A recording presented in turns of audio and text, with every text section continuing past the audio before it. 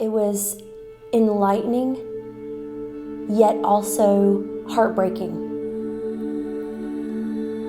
To just know that there's people out there that wish so bad that they had a different situation, but you can't keep your head above water for whatever reason, and it's not for lack of trying.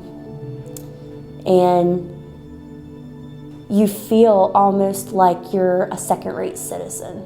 I've struggled with addiction for a majority of my life logistically up until about 2 years ago.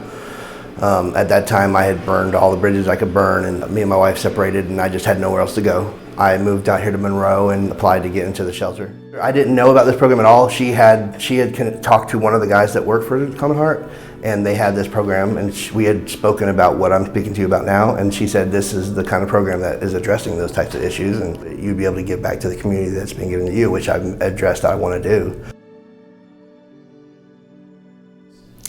It's basically putting yourself in other people's shoes who don't have the means to take care of themselves and their families, and to force you to live that life for an hour, which is equivalent to a month in the simulation, and it just truly is putting you in that situation of what their life is day to day. I played the quote-unquote criminal. I know there's a family in there that said, I don't have a pass to get to where I need to go. You have to have a transportation pass. Well, I don't have any. Well, I was willing to sell them a pass. I came to their house, but it was going to be $10 and not $1. So I was, I'm making my profit. But when you're in that situation in real world and you need to get your check cashed and you have no other way of getting there, you're going to pay that $10 for a $1 pass if that's what it takes.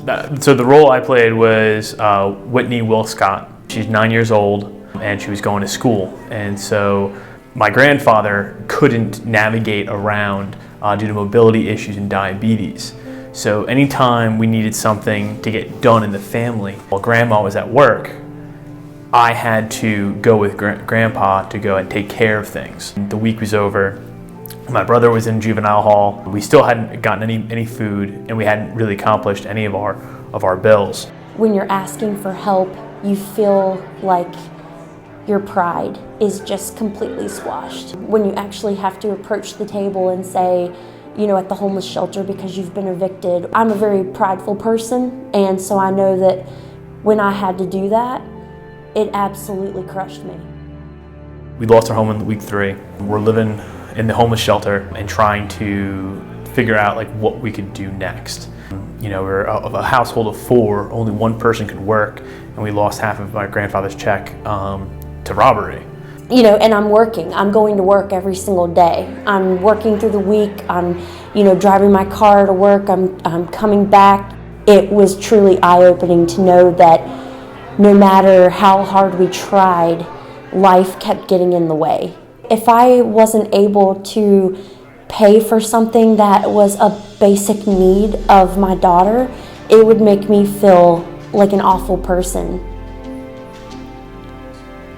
Over my life experiences, I'd never gone through anything like that. So everyone has their own stress.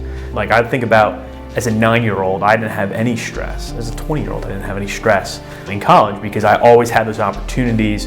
When I tripped up, I had a family structure that was able to support me. This family didn't. There really wasn't. And there was a lot of weight put on that 9-year-old girl that before she's 9, she's really having to act as an adult to help her family navigate around and not enjoying her youth. Whereas people that aren't in those situations don't have to go through that. Before coming in, I just always felt like most people in poverty-stricken areas, that it was their own fault, or that they didn't try hard enough, or they didn't apply themselves. But going through the simulation, it was truly eye-opening to know that no matter how hard we tried, life kept getting in the way.